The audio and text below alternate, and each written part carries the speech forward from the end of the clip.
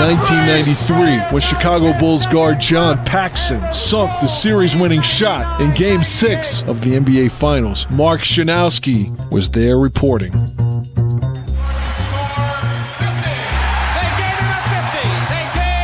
In 1988, when Michael Jordan beat Dominique Wilkins in what is considered the greatest, most controversial slam dunk duel of all time, David Schuster was there reporting.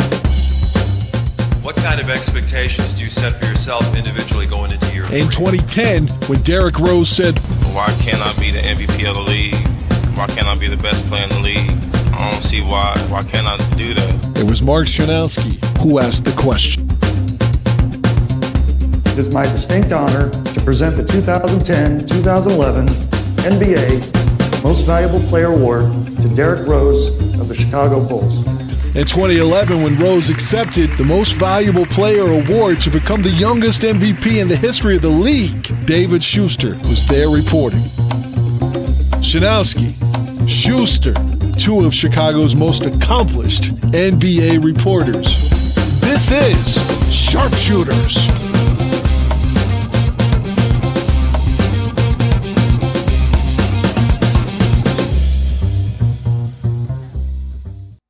I love that open. I think I could listen to that open time after time after time because it brings back so many great memories. Welcome into the latest edition of the Sharpshooters podcast. I'm David Schuster, and my partner in crime to my right here on the screen is Mr. Mark Schanowski. And Mark, we're recording this on Tuesday. The Bulls are off today. They've been practicing for the last few days, team-wise and individually even before that over at the Advocate Center. The preseason starts on Friday and Sunday at an empty United Center with games against the Houston Rockets, minus James Harden, of course. We'll talk about that later on. And then they have two games next week on the road, Oklahoma City, as Billy Donovan gets to go home very quickly, I guess. Maybe he'll have some stuff to clean out of his apartment there. Who knows?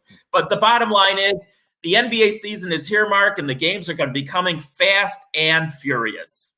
I tell you what, Shu, if Billy was renting in Oklahoma City, you got a scoop.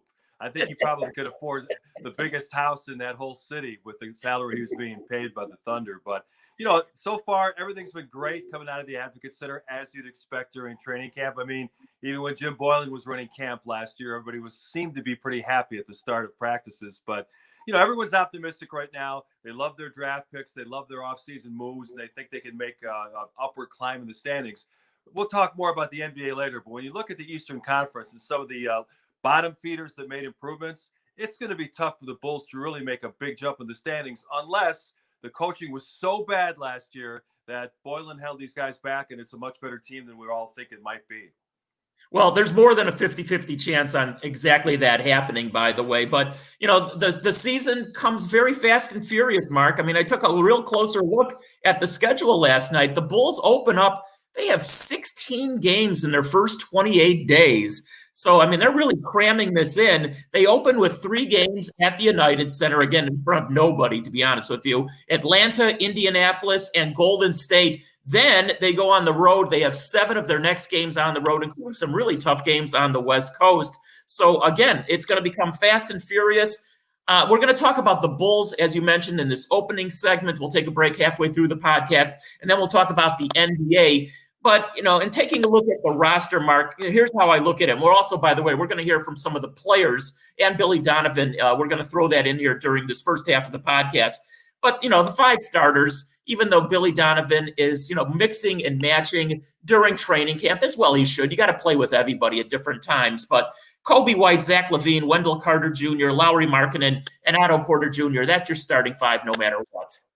Yeah, I don't think there's going to be any changes to that barring injury. I think the more interesting battles will be for reserve spots because we've heard from Billy Donovan saying that the rookie, the 19-year-old Patrick Williams, is very rapidly assimilating into the NBA game. He could very easily beat out Chandler Hutchison for those backup minutes at the 3 spot because, you know, this coaching staff, this front office has no allegiance to Chandler Hutchison. Of course, the famous story, he was promised, don't go to workouts, we're going to take you at 22.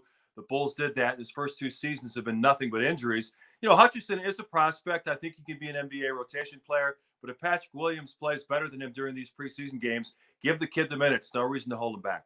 You're onto something, Mark, because usually teams go 10 deep for the most part during the season. Although I think the rosters, I think they're going to have 15. I don't think this is etched in stone, Mark, but I've seen where they might have as many as 15 players active for games for Right. various reasons. So my second five right now, I have Satoransky, Thad Young, Denzel Valentine for shooting purposes, obviously, Daniel Gafford, in the middle. But I do have Patrick Williams in the rotation in my second five.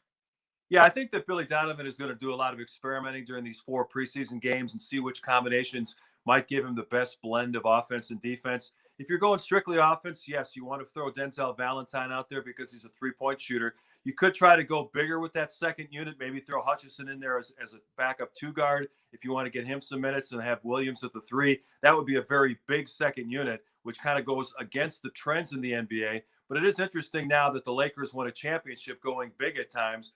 More teams are inclined to try to load up on the front line to battle LA. Right now, the Bulls aren't worried about stuff like that. They're just trying to get the best players on the floor. And I think that it's really important with the new front office and coaching staff.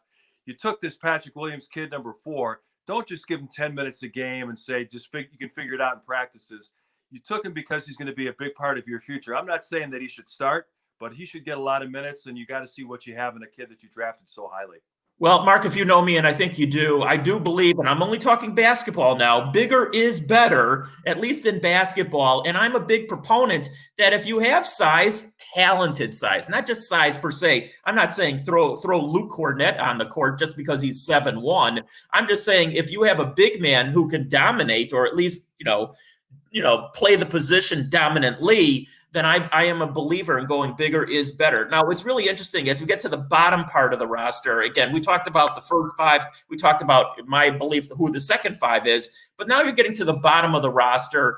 And because of COVID and because of the shortened time in between seasons, you are going to see a lot more players. That's why they're going to have an expanded roster for game day. You're going to see more players play. I think Archie Diacono is still going to find some minutes here and there. As you mentioned, Chandler Hutchinson. Garrett Temple, they signed him for a reason. Unfortunately, he still hasn't joined the team for any organized team workout, so he's going to be falling way, way behind.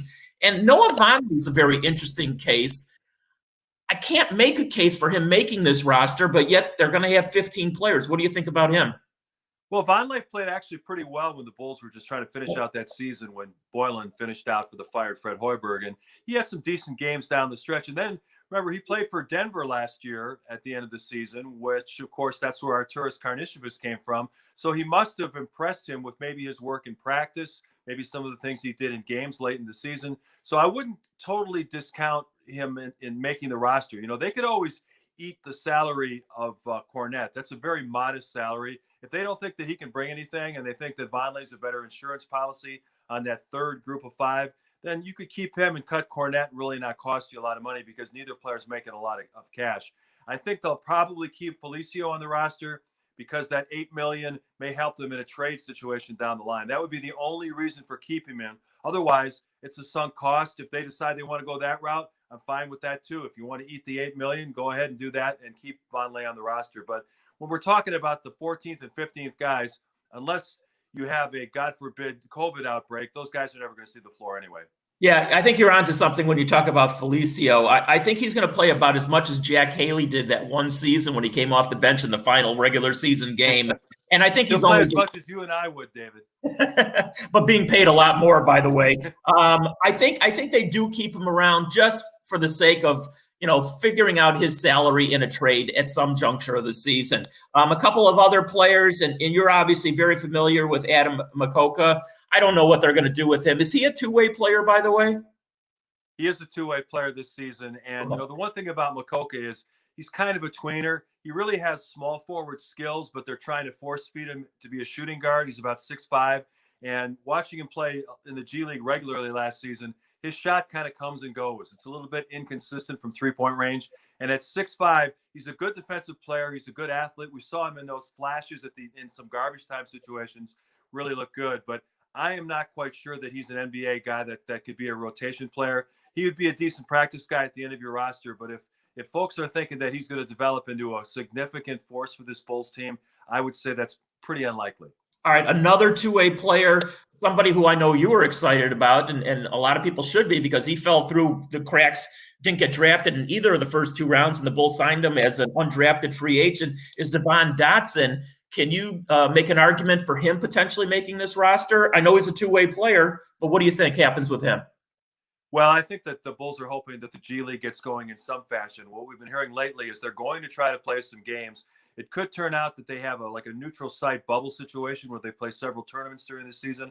But regardless, I think they're going to try to find a way to get at least every G League game, 20 to 30 games to develop some of the young talent on the roster. And that's primarily where the Bulls will see Devon Dotson. The thing about him, though, he was considered a National Player of the Year candidate last season at Kansas. Kansas would have been one of the favorites going into the NCAA tournaments. And a big reason is the great play of Devon Dotson. He averaged 18 points, 5 assists, a couple of steals a game. He's lightning quick.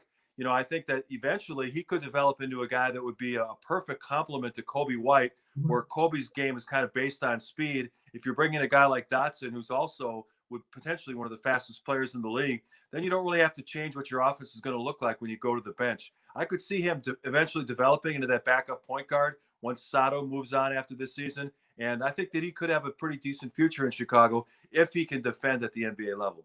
All right, speaking of Kobe White, to me, he's still the main story here in training camp. I mean, can he play the position? I've gone on record in the past as saying I don't think he's a point guard. You, on the other hand, feel that the game has changed so dramatically, and it has, obviously, that you can get away with him maybe not having the traditional point guard skills as long as he can put the ball in the basket and distribute the ball to a certain degree. But let's hear from his head coach, Billy Donovan, who talks about Kobe White as his leading point guard on this roster.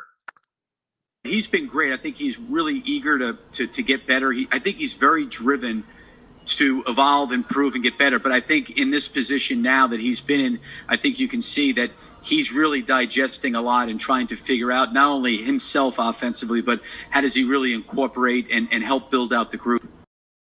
Really the main story, Mark, for me going to the training camp. Obviously, health is always important for everybody, specifically Otto Porter Jr. and Wendell Carter, all those guys. But the main story is, can Kobe White play that position?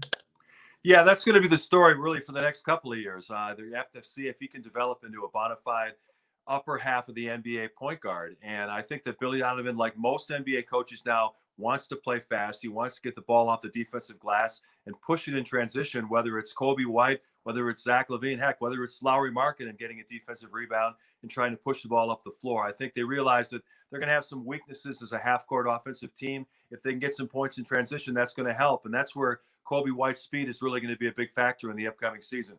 As you kind of set up, I think that he's got potential as a 20-year-old. I think that he wants to be a point guard. He said that repeatedly during training camp. Let's take these 72 games to see what you have as Kobe White as a point guard. The likelihood is that Sato and Thad Young will move on after this year, whether it's in a trade at midseason or the Bulls just buy out the guaranteed money for next year. And then you're going to kind of turn it over to the kids and see what you got. It's going to be fascinating to see if Kobe White can take that step forward, because if he does, this whole situation looks a lot more promising than it would if you had to go into next offseason thinking, well, we have a huge question at point guard, and any money that we have in free agency is going to have to be devoted to filling that need. You'd like to be able to go after the best players available and not feel like, wow, we really have a weakness at point guard because Kobe can't handle it. I hope I'm wrong. I hope I'm proven wrong on this one, Mark. I mean, I just took a look at his skills when he played the point, and he didn't really start at the point until that very last game before the league shut down. But at other times when he was on the court, I just saw his turnover to assist ratio was way too high to be a quote unquote traditional point guard. But, he's young. He can learn, obviously. He's got really, really good coaches. That's one of the big changes for the Bulls going into this season. You talked about Jim Boylan. Never mind Jim Boylan. I mean, Billy Donovan runs laps, obviously, around Jim Boylan. But Donovan also has a really good staff.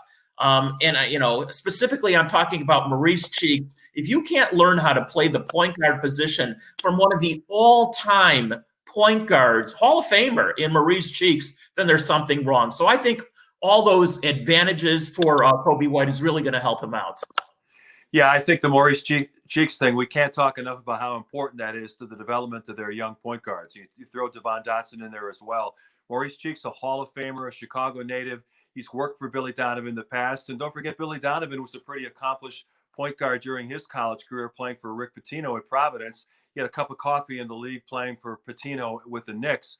But, he's got some background as a point guard. Obviously, Maurice Cheeks is one of the most accomplished point guards in NBA history. I think both those guys are going to be very helpful in Kobe White's development, and I think that's going to be a huge plus. I'm of the mind that coaching is somewhat overrated in the NBA, but in terms of individual player development, I think that if you get a guy who can help a particular position and help a kid grow, that's only going to help the team be better. And in that sense, coaching is critical. Well, Arturas Karnisovas, and one of the major changes that he's made with this organization is player development, and he hired a bunch of people to help out in that area. So, time will tell, obviously, but I think the Bulls are at least moving in the right direction off the court. We'll see what happens on the court. All right, let's hear from some of the other players. The Bulls are coming off back-to-back 22-win seasons, obviously. I mean, the season was cut short last year, but they weren't going to make the playoffs anyway.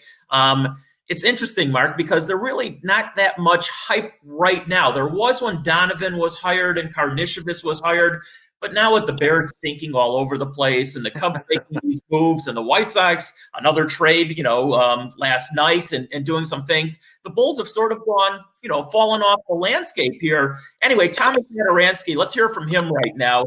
He says, last season was a disaster, but at this point, it's also a distant memory.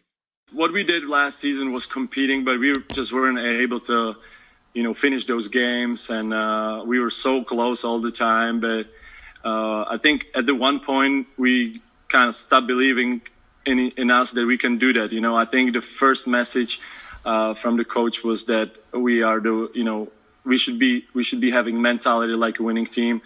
And that's what we focus on, because I think we have a great group of guys. That was the most challenging and frustrating part about losing last year, because I think this team and this group has a lot of talent and they put a lot of work in. And so I think this is going to be the biggest, goal to do for next year. Obviously, other things are different adjustment, different style of play under Billy, but I think this is the most important one.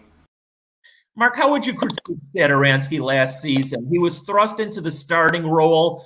Something that he, did a little bit in Washington after John Wall went down. When Wall went down 2 years ago, I thought Satoransky, when he played against the Bulls, was fantastic. And I thought it was a good signing for the Bulls. I think he's more apt and suited to come off the bench, of which he'll be doing this season. And, at times I was a little disappointed by his overall play. But he's obviously a solid NBA pro.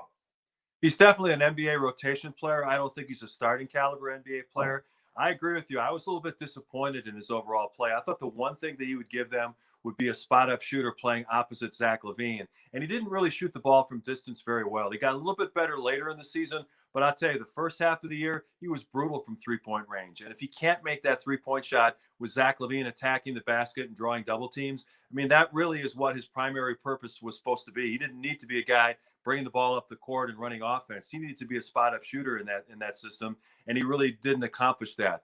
He's got a great attitude. He's got good positional size at about 6'6", 6'7", so he can play even the three if you need him at that spot. So he's got good size. I think they can use him in different positions, but I think he's a guy that they're going to look to move. I think if a contender wants a bench player, you look at a team like Golden State that's kind of thin behind their top six or seven guys. I think he'd be a great fit over there. I wouldn't be surprised if you see a Sato trade fairly early in the season.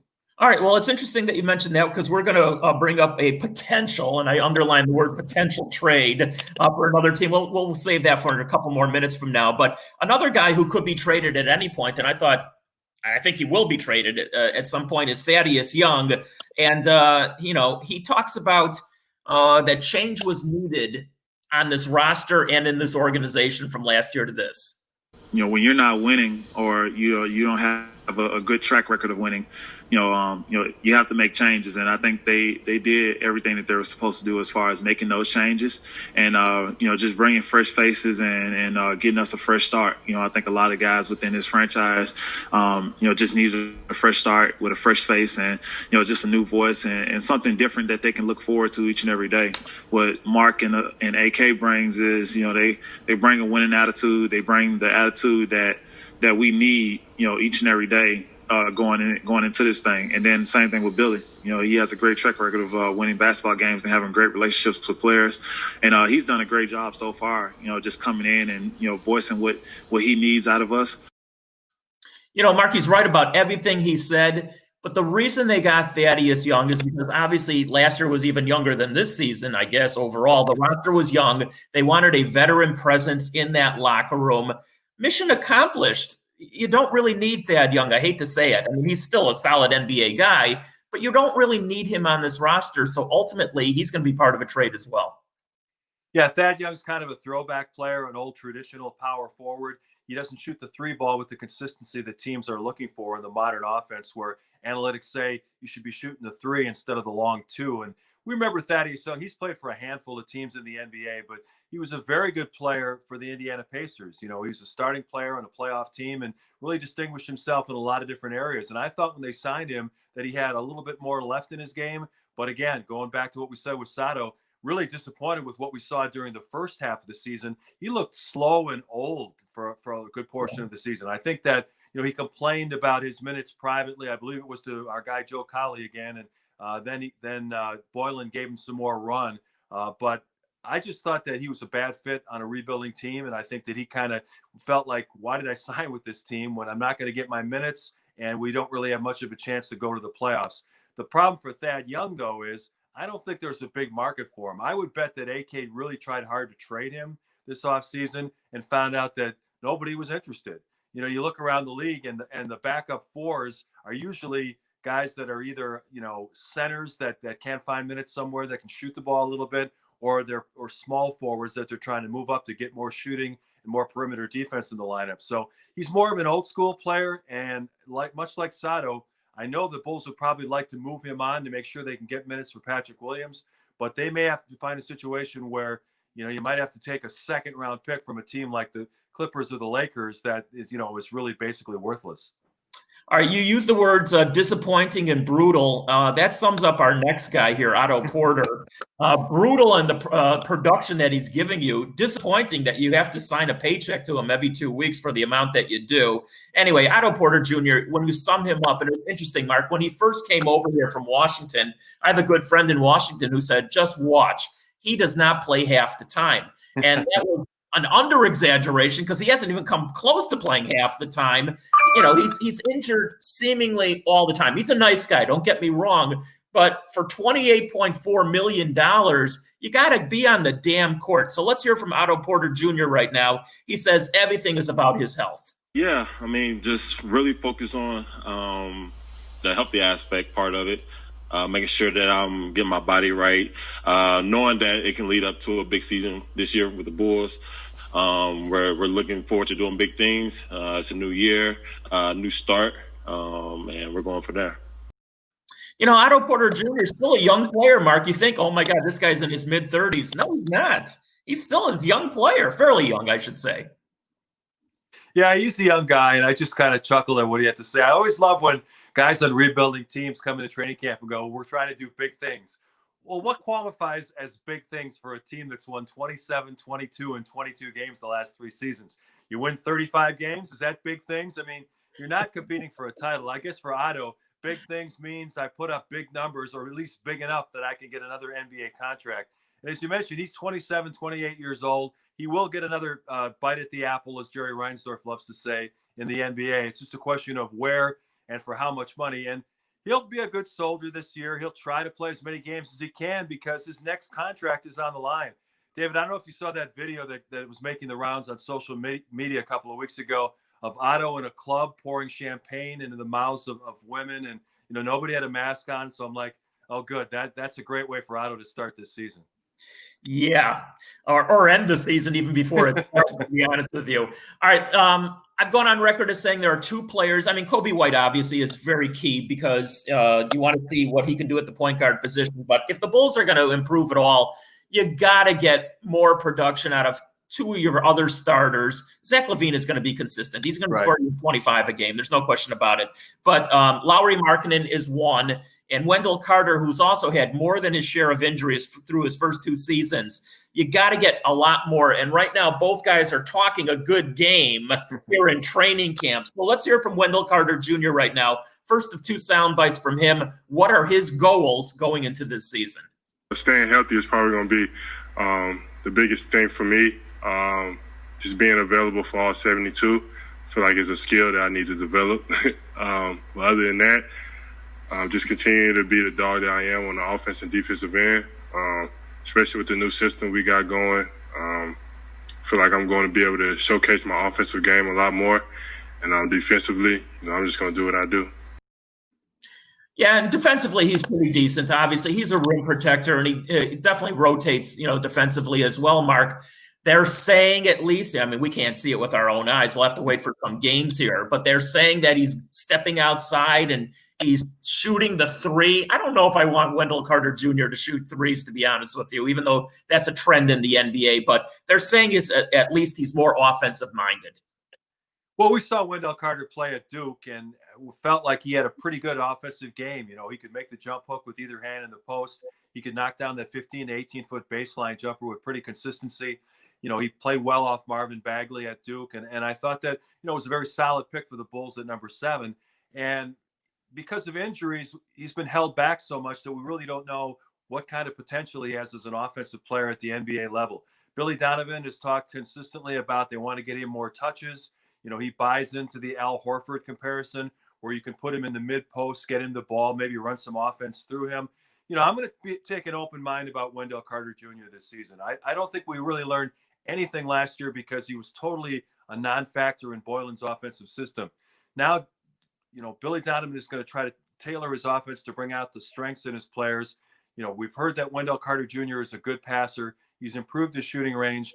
Let's hope that he takes that big step forward, because if he does and Kobe White develops as a point guard, then all of a sudden you have the makings of a pretty nice starting 5. So, you took these guys in the top 10 and you want top 10 lottery picks to develop into, if they're not all-star, at least an upper half of the NBA starting caliber player. Definitely taking the optimistic view on your part that if all these guys do what they're supposed to do, then maybe the Bulls can be as good as maybe a 500 team this season. Who knows? But David, I had to be optimistic about somebody because I was trashing the last 3 guys. So, we got to give folks some hope out there. And I really think, I don't want to be all doom and gloom. It's just when you look at the league landscape, other teams have improved, and the Bulls really didn't do much of anything other than getting Patrick Williams, who was like kind of a future stock kind of buy. Right. Garrett Temple, we talked about him briefly, and for our listeners who don't know, he did test positive for COVID about 10 days or so ago. He's supposed to return to practice in the next couple of days, but he's a 34-year-old player who's bounced around the league as a journeyman. He'll be lucky to even get in the rotation, so he's not going to be a big factor. I think Patrick Williams eventually will be a really good NBA player, but as a rookie, he's got a lot to learn. This still is a developmental team. They're going to improve this year, hopefully because of health, hopefully because of better coaching. But this is a team that's still on that upward curve, and it's going to take a couple of more years before we can say, wow, this is a team that can really do some things in the East. Yeah, I think Karnisovas, I think he's basically shown you his blueprint, at least for this season, is that he's just going to take a look at this roster and see what he has. Never mind watching these guys on tape or from afar. He wants to see it up close and personal. And then, maybe he likes what he sees, maybe he doesn't. The veteran players, I think you're 100% correct. Satoransky and Thaddeus Young, they're short-termers here. They're not going to be here in the long run. And then he'll make some decisions on Markkanen and Carter and even Zach LaVine. So, it's a look and see for Karnisovas and crew. Let's hear one more from Wendell Carter Jr. As far as the season upcoming, he's geeked for it. It's just always a lot of excitement when you have a huge change to an organization, a whole new front office, a whole new coaching staff. We got a lot of new players. So I'm definitely excited to see how it all unravels as we get on the court to go against some other opponents. But for myself, I'm excited, especially for me going into my 3rd year. I'm excited just to be able to showcase even more what I can do. All right, so we'll see what he can do. I'm cautiously optimistic. I still think he's a little undersized, Mark. I mean, when he was going up against some of the bigger centers, whether Karl Anthony Towns or Joel Embiid or even Ayton out in Arizona, when he's going up against those legitimate 7-footers or 7+ foot centers, I just think that he was at a disadvantage. Well, and Wendell said on a couple of occasions last year that he sees himself more as a power forward instead of a center. I think a lot of that was the frustration over his role in the Boylan offense, the fact that he wasn't touching the ball. He probably thought, maybe if I get to a different position, they'll let me touch the ball and shoot a couple of times instead of just being a screener and not being involved in the offense. So I think that he'll be more comfortable being a center in the Donovan system. I think he'll do things to get him away from the basket, especially at the offensive end. And as I mentioned, I'm going to try to be optimistic about Carter because he really hasn't played enough NBA games for us to get a good feel for what he could potentially be. And they need him to develop. I mean, as I mentioned, they invested a high pick in him. Let's see what he can do. And as you mentioned earlier, with Carter, Markkanen, and even Zach LaVine, who has 2 more years left on his contract, including this one, they're all looking for big money extensions coming up very soon as next summer. And AK's got to make a decision because you can't pay everybody max money. You got to make some hard decisions.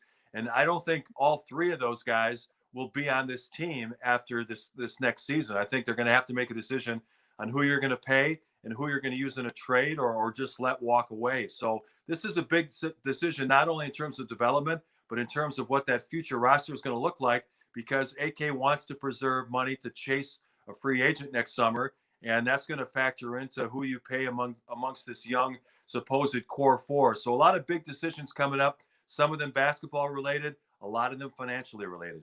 It's such a parallel situation to what the Cubs have been going through and are going through. That's why they had to let go of Schwarber specifically and Almora. And what do they do with Baez and Bryant and even some of the other Contreras even.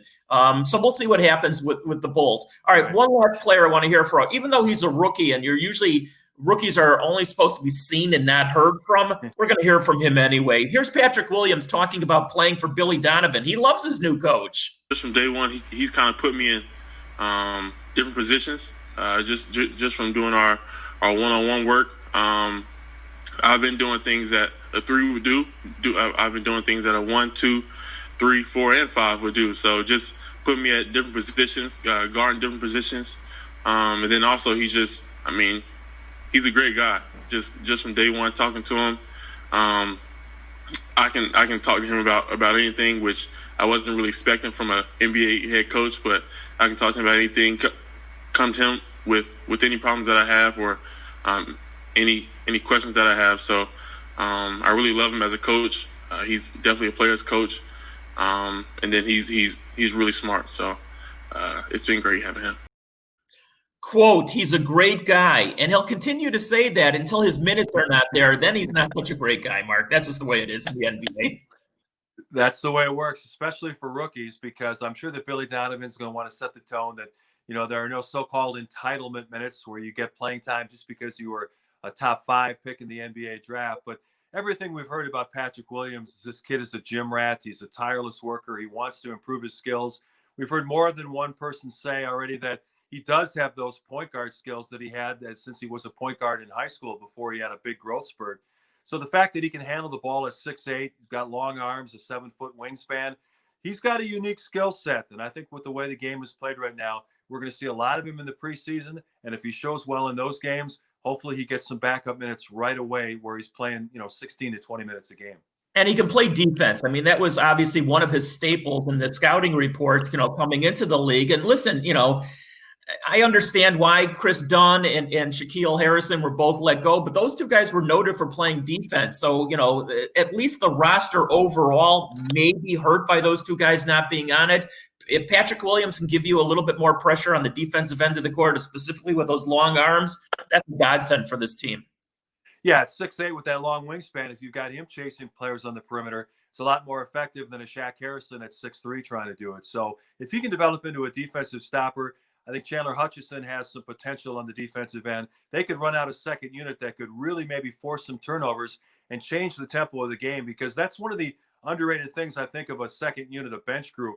you want to give maybe a different look from what the starters are doing. And I think now with some rangy athletes on that second group, maybe they can pressure the ball, get some baskets in transition, and really give the opposing team a different look from what they're seeing from the starters. All right, Mark, let's take a break here right now. When we come back, we'll talk about the NBA in general, and I'll do a little teasing here. On our next Sharpshooters podcast, we will give not only our predictions for the Bulls, but we'll take a look at all the teams in the NBA and tell you who's going to make the playoffs, who's not going to make the playoffs, yada, yada, yada. But let's take a break here right now, and when we come back, lots of news in the NBA. Schanowski and Schuster, we are the Sharpshooters. We'll be back right after this. Hello, Bears fans. If you've learned anything about me over my 6 years drafting for Chicago, it's that I need help, especially with my first-round picks. There was Kevin White and Leonard Floyd. And then my biggest investment, Mitch Trubisky. And I know you won't let me forget about Adam Shaheen in round 2. But those mistakes are a thing of the past because now I watch Draft on Tap. Good choice, Ryan. Draft on Tap features Danny Shimon and Neil Stopchinski, 2 outstanding draft prospect evaluators. This season, they are totally focused on the Chicago Bears' needs and prospects that fit their team. Additionally, their guest list will include some of the most prominent names in scouting. So Ryan, bro, thanks for doing what thousands of others are going to start doing. Watching Draft on Tap with Danny Shimon and Neil Stopchinski, only on the Barroom Network. We could all use a little bit of help, right, Ryan?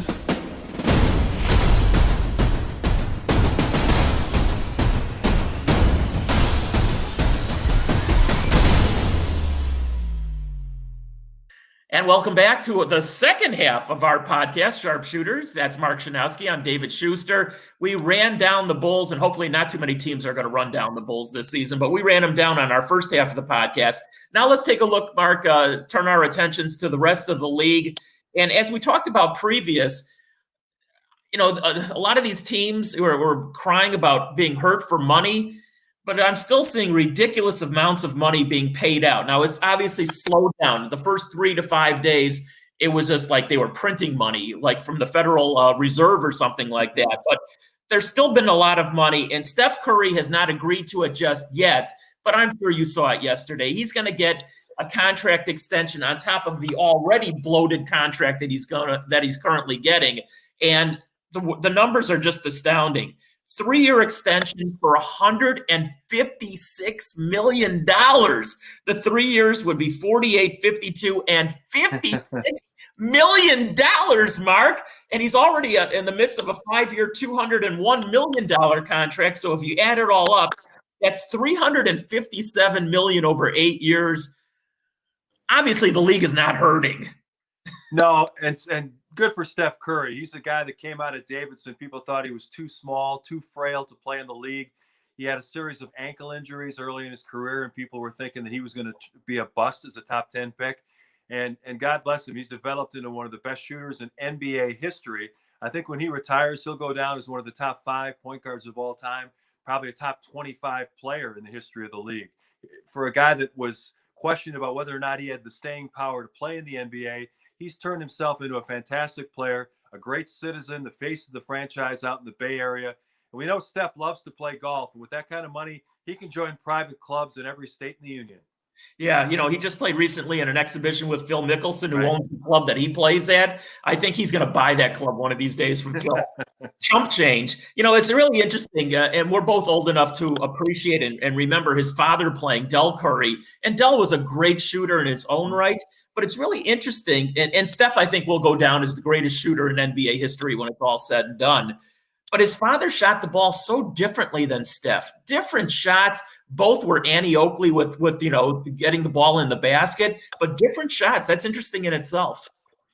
Well, our good buddy Kendall Gill played with Del Curry for a few years in Charlotte, and he said Del was a great teammate, that, you know, he would do whatever was asked, because for most of his career, Del Curry came off the bench. So that makes it harder to get those shot attempts and to shoot the percentages that you'd like, because when you come in cold, you're at a bit of a disadvantage going up against guys that have already worked up a sweat and are in the rhythm of the game. But Del Curry was a sniper. He came off the bench and he would knock down shots. He had multiple years in the league where he averaged double-digit points. Remember back then, the three-point shot was not considered as popular. It was really used, it was kind of break glass and for emergencies only. And Del Curry is one of the players, along with Dale Ellis and a few others, who really developed that shot as a consistent weapon at the NBA level. And he brought up his kids to learn how to shoot that three-point shot. And now Seth moving on to Philadelphia, where he's going to be a big weapon in their offense. Boy, those two kids broke the bank because they learned how to shoot the ball. And that's our advice to all you young players out there, to quote the great Steve Stone. Practice that three-point shot. You can make a lot of money. Well, Kendall's absolutely right about Del Curry as a person, as a teammate. I didn't have him as a teammate, but I've worked with him on a lot of the Charlotte broadcast on TV, and he's really, really a good guy. We talked about money, and I still think the league is doing well overall financially, but I just saw this story late last night, Mark, that the league will fork out $900 million. I don't know if that's etched in stone just yet, and divvying that up to the teams, that'll come out to about $30 million per team because of the loss of revenue, with obviously no fans in the stands, at least at the beginning of the season, and they're losing concession and marketing and parking money and all that kind of stuff. So I don't know where the league comes up with this $900 million, but they're going to give it up to the individual teams. Yeah, I guess the league's doing okay if they can divvy out that kind of money to all the franchises. And, it's going to be a tough early part of the year again with no fans in the stands. Hopefully the vaccine can be worked out to the point where they start admitting at least a portion of the fan base into NBA arenas again, because, watching a lot of NFL football this weekend, they show the wide shots with no fans out there. It's just surreal. I know you've been to games at Soldier Field, and it's just not the same atmosphere. They pump in the fake crowd noise, and Soldier Field, they're still playing the air raid siren. It just seems like a made for TV production. I'm sure the NBA will have that feel as well. The great thing about the bubble was not only were the players safe because of the health protocols, but they did such a good thing of enclosing the playing surface, the court, where you didn't have that feel for this empty arenas. It just felt like it was a theater environment, and I thought they really did a good job with the video production. Now with these huge empty arenas, they're going to have some work to do to try to capture the excitement that I think we felt in the bubble. Yeah, and we're already seeing that on the collegiate level with some of the games. And unfortunately, there's been a lot of games canceled. We'll talk about that in a minute here as well. But yeah, I've been to the baseball games in the regular season, at Wrigley and on the south side of Chicago. And I've been to the Bear games already at Soldier Field. And they're playing the sport, obviously, but there's no fans there, and the siren and all the other. It doesn't feel right, Mark. And when you look around and there's nobody there, you got the mascot who's waving everything to nobody. It's sort of comical in its own right, but it just doesn't feel right. And I got a feeling the same thing's going to happen with the NBA. Let's talk about some of the teams. There's obviously an incredible soap opera going down in Houston right now. James Harden is a holdout. He's obviously pushing to get traded. I don't know if he's going to be successful by holding out and ultimately getting his way. I think he probably will. What do you make of what's going on down there? David, I am thoroughly appalled by what's going on in the NBA lately. Going back to Kawhi Leonard, basically going AWOL on his team. This is back when he's with the Spurs. He spent part of a season with his agents working out in New York because he was unhappy. How could you be unhappy with the way he was treated by Greg Popovich and winning multiple championships in San Antonio? He basically left his team, said, I don't want to play there anymore. I want to be traded somewhere else, forced his way out, got to Toronto, played great there for one season, and then, cashed in, left the Raptors and went to the Clippers. Then you see Paul George forced his way out of Oklahoma City after signing an extension and wanting to join Kawhi in Southern California because that's where he's from. And one of the worst situations was the Anthony Davis thing, where he basically, Rich Paul, who's LeBron's high school buddy and agent, forced a trade that he would only go to the Lakers. And, the Pelicans tried to hold out for a while. Gail Benson, the owner, said that they wouldn't trade him to the Lakers. And eventually they caved in and they traded him to the Lakers. And now get more adamant about making these players honor their contracts. I think that's one of the things that if the owners got together and said, you know what, if a player has 2-3 years left on their contract, they ask for a trade, we're not going to cave into their demand. They're under contract. Let them play it out. Let them get to free agency. And then if they want to walk, fine. They earn the right. It's collectively bargained for that you can be a free agent. But this whole thing where star players can hold franchises hostage, I'm really sick of it. Yeah, I might not be able to spell the word prima donna, but I can certainly recognize a prima donna when I see one. And unfortunately, James Harden is the latest prima donna in the NBA. But you know what, Mark? I think in the long run, he's going to force his way out of Houston, because what are they going to do? I mean, they gave up. They traded Russell Westbrook for John Wall. We'll talk about that trade in just a second. And obviously, here's Harden. He's saying to himself, "Well, I don't want to be like the last of the Mohicans here, so to speak. And I've carried this team as is. I just don't want to play here anymore." He's going to force his way out. Ultimately, I think that's an eventuality. Well, the interesting thing is going to be to see if he winds up in Brooklyn, which is his preferred destination, to join his old buddy Kevin Durant. I would love to see that happen, because I think James Harden and Kyrie Irving might kill each other right on the basketball court. You've been in pickup situations, I'm sure, where one guy got so frustrated, he took the ball and just threw it at one of his teammates going, "You want the ball so bad? You want to hog the ball? Here, you take it." And maybe we'll see that in an NBA game where Kyrie Irving just takes the ball and throws it at Harden's head because he's tired of him dribbling out the shot clock, or vice versa. Those two guys love to pound the ball. And then you'll have Kevin Durant in the front court going, "I'm one of the best players in the league, and I haven't touched it in 10 possessions. What the hell's going on here?" I hope that James Harden forces his way to Brooklyn, because it'll be hilarious to see those guys try to play with one basketball. Yeah, it's like eating your own after a while. We got to get Sarah Kustak back on here on the Sharpshooters podcast, because talk about soap operas. The Brooklyn Nets are just going to be the all-time soap opera. And speaking of Kyrie Irving, and if nothing else, I mean, he's good for chatter, if nothing else. And of course, he's always involved in something. And I'm sure you saw this. LeBron James was very critical of Kyrie Irving, who was critical of LeBron James, right? Where Irving said, "Well, Kevin Durant is the first player I've ever been confident that he could take a last shot and win a game." Well, you can say a lot of things about LeBron. And, he was actually criticized early for not taking that last shot. But trust me, I'd give the ball to LeBron James in end-of-game situations. I don't know where Kyrie Irving was coming from. Yeah, Kyrie Irving has fallen off his corner of the flat earth. I mean, it's just sad to see some of the things he says. To suggest that LeBron James isn't clutch, that he had to get Kevin Durant on his team to get a guy who can make a shot late in games. I mean, Kyrie Irving really has gone off the deep end. He says so many crazy things. And now he's trying to go, directly to the fan base with a lot of his comments, that he doesn't want to take questions from the media because he wants to present his comments in an unfiltered way. He's a fantastic player, marvelous individual skills, but I would not want to have Kyrie Irving as a teammate. All right, speaking of incredible skills, what's going on with Giannis up in your hometown of Milwaukee? I mean, that story has sort of, gotten cold here, and something's got to happen here pretty short, doesn't it, Mark?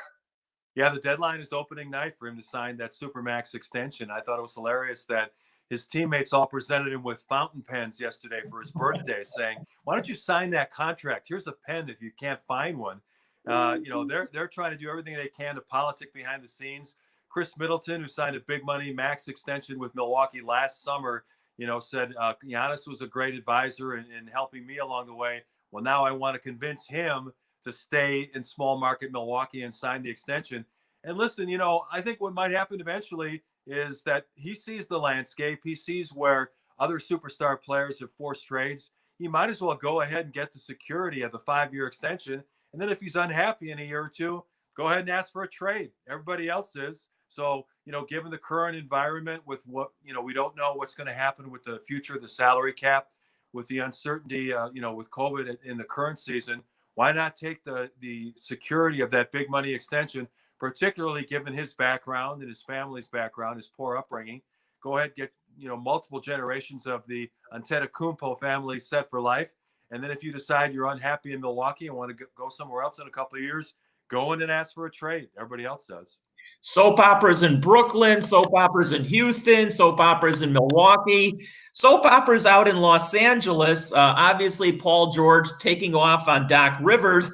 Doc Rivers responding, "Well, Tyrone Lue was sitting right next to me that whole last season. So if you want to take off on me, you can take off on him as well." It's amazing how many soap operas there are in the NBA. And speaking of Doc Rivers, he's asking Ben Simmons to be more of a facilitator, which is really what he should be. I guess at the end of last season, he was playing down low more often than not at the power forward position. That's going to be a soap opera in itself, what happens in Philadelphia. Doc just can't get away from the soap operas. Yeah, he's going from one difficult situation to another. And we've talked about the Clippers situation in the past on the podcast that, why do they expect that Ty Lue is going to be any different? He was the top assistant. He was the associate head coach. He was suggesting strategy to Doc Rivers throughout these games. Obviously, Doc had the last call, but I can't see where Ty Lue is going to come up with this great new system that all of a sudden is going to free up Paul George and Kawhi Leonard. The key, I think, is going to be he's not going to babysit these guys, and he's going to try to demand that they play more games, they play more minutes during the regular season, and don't ask off so much for, the quote load management thing. The Philadelphia situation, I don't know if Doc is going to play Ben Simmons at the 4, if he's going to try to move him back to the point guard situation. They did pick up some shooting in the offseason, which I think is going to help. But the key to that franchise is how motivated is Joel Embiid going to be? He kind of floats through the regular season. When he feels like playing, there's not a better big man in the league. But a lot of times he'll take stretches of games off where he's unmotivated or just flat out lazy, and he's really underperformed in the playoffs.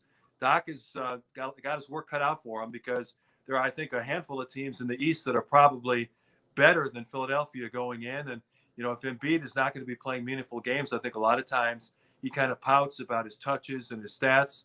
And he's a guy that Doc is going to try to light a fire under. We'll see if it works. All right, a couple more minutes here on the podcast, Mark. I'm sure you saw this story as well. Scottie Pippen just he can't help but giving his thoughts and comments about almost everything. But I guess he was, whether on a podcast of his own or he was interviewed by somebody. And of course, they asked him about the Last Dance documentary, which I thought was fantastic. Thank God that they played that back in April when there was nothing else going on.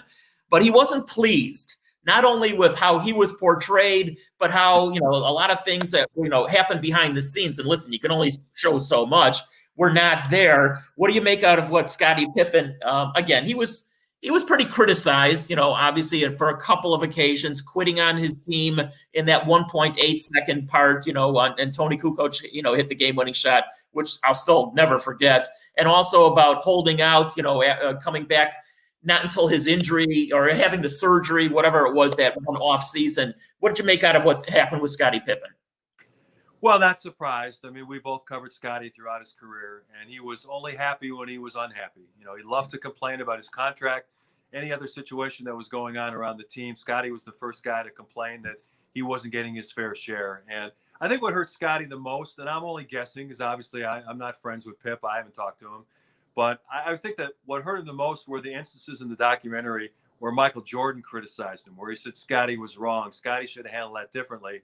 I think that, Pip probably looked at Jordan as his big brother, as the guy that, who was his co-star for 6 championships, that they were the two guys that were the constant throughout.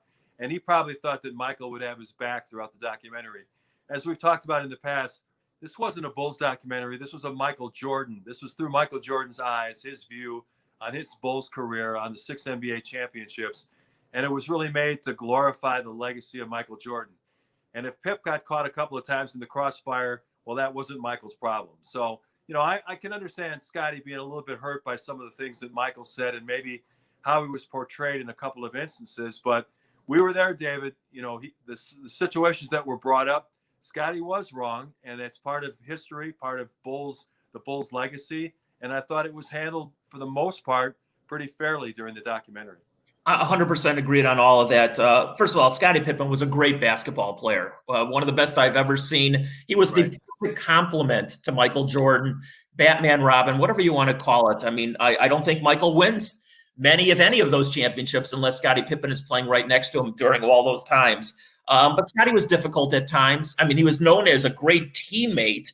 In fact, if you asked all the guys who played with both Michael and Scottie, they would all say that Scottie was the better of the teammates. Michael was the tyrant and Scottie was fantastic. But Scottie at times could be very difficult with the media and with other people outside his teammates. And, unfortunately, sometimes you reap what you sow. Still one of the greatest players of all time, Hall of Famer, 6 championships, and his legacy is secured, at least on the basketball court.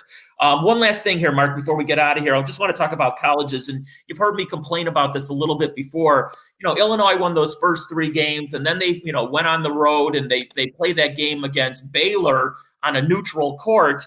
And Baylor, in the long run, it wasn't really that great a game by either team, honestly. I'm sure you saw that game as well. Right. And Kofi Coburn was in foul trouble, so that sort of hindered him to begin with. But I think Illinois is making a mistake here. You have a 7-footer who's talented. He might not be in game shape yet, but he's talented. And if you don't feed the big man early in the game, you talk about Joel Embiid, basically saying the heck with it during a game. I think the same thing's going to happen with Kofi here also. So you know what? Feed the big man early, get him involved. He'll get involved on the defensive end anyway because he challenges almost every shot. And then, if you start running, you can get him even further involved. So, I'm not trying to tell Illinois how to play. I guess I am calling. Sure you are. I am. I admit it. I just think when you have a big man who's talented, you got to get him involved early in the game. And so far through 4 games, I haven't seen that. No, we haven't seen it. And unfortunately, David, it's a guards league right now. So the big men have to earn their points in other ways. When you look at that Illinois team with Ayo Dosunmu and Trent Frazier, who's a bit of a ball hog himself, that is not a good formula for getting the big man touches. And Adam Miller, the freshman who's looked good so far, he likes to shoot the ball from 3-point range. He's not shy about putting it up from distance. So it's not a great offensive system in terms of getting touches for Coburn. They did try to get him the ball a little bit more in the second half of that game, but by that point, they had already fallen too far behind. Yeah, I think that they'd be best served to get him the ball, especially early on. You remember the old Bull system where they get Bill Cartwright and Luke Longley touches early and try to free up the lane for Jordan and Pippen later. I think that's something that maybe Brad Underwood should consider and getting some touches for Coburn early. Maybe that'll open up some driving lanes later in the game. But, you referenced the Baylor game. We talked about how size had gone out of style. That team has great size at every position, and they really shut down Illinois. They were double-teaming Ayo. He didn't know what to do with it. And I think Baylor is going to be a force in this upcoming season because they have size at all 5 positions, and they can really pressure the ball on the defensive end. Illinois was a little bit exposed in terms of not having any secondary ball handling. And they're going to have to work on some things during this Big Ten season. I do like their team. They only fell 1 spot, I believe, in the AP poll. Yeah. So I think they're very well respected nationwide. They're going to be a very good team. But I'll tell you what, that Baylor team would look pretty good last week. Very, very impressed with Baylor on the defensive end of the court. I mean, Illinois got no easy shots in the game, the whole game. So I was really impressed. And Illinois plays pretty decent defense themselves, even though they're an up and down the court kind of team. But Baylor's defense was just another level above them. You're right. They only fell 1 spot in the AP ratings. Wisconsin, which was above them, they dropped like a rock. The Big Ten is just loaded this year. So hopefully they play these games. A lot of games have been unfortunately canceled, already because of COVID. But if they play the games, the Big Ten is going to be fun to watch this season. Yeah, the Big Ten is loaded. We had 4 teams in the top 10 until Wisconsin lost last week. And Iowa was just destroying teams. Luka Garza's putting up these gaudy numbers. But, the NBA people, I don't think are that excited about Luka Garza because he is an old school big. It'll be interesting to see where he gets drafted next summer. But that's something we can talk about down the road. But the Big Ten is loaded. I just hope that the college basketball season can continue without significant disruptions. And as the NBA preseason gets started on Friday, we hope the same thing. Obviously, they'll be playing without fans in the stands. And, we'll get a look at 2 games against the Houston Rockets this weekend at the United Center. No James Harden, but we'll see what kind of impact John Wall can have on that team. Can't wait to get it started, David. We're going to have NBA basketball this weekend, and it's going to be a lot of fun to watch. As I said, Mark, it's our time of the year. Yes, there won't be fans, but we'll be the eyes and ears for all the fans who are not there in attendance because I'll be at some of these games. You'll be at some of these games, and we'll certainly have our eyes and ears open for all the games. So, Mark, until next week, I'll wish you safe and happy week upcoming, and we'll talk to you next week. Thanks, David. Look forward to it. All right, that's the Sharpshooters for today. We'll be back next week. Thanks for joining us, everybody.